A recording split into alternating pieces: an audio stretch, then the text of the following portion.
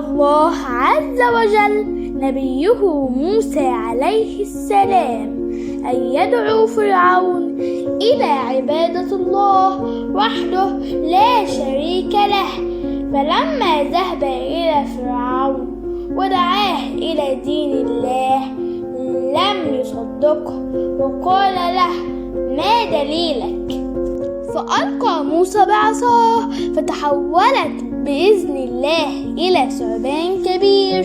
فقال له فرعون: هذا عمل ساحر، وسوف أجمع السحرة لنرى من يغلب ونرى أيكم مصدقه. في يوم العيد اجتمع السحرة وفرعون والناس، وجاء موسى بعصاه ومعه هارون أخوه، وبدأ السحرة يلقون بحبالهم وعصيهم، فتتحول أمام الناس بسحرهم إلى ثعابين، والناس تنظر في دهشة وتعجب.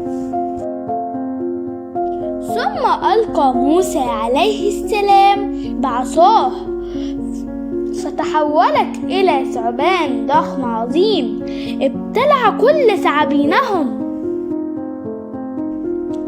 فعلم السحرة أنه ليس ساحرا مثلهم، بل هو رسول من عند الله، فسجدوا لموسى.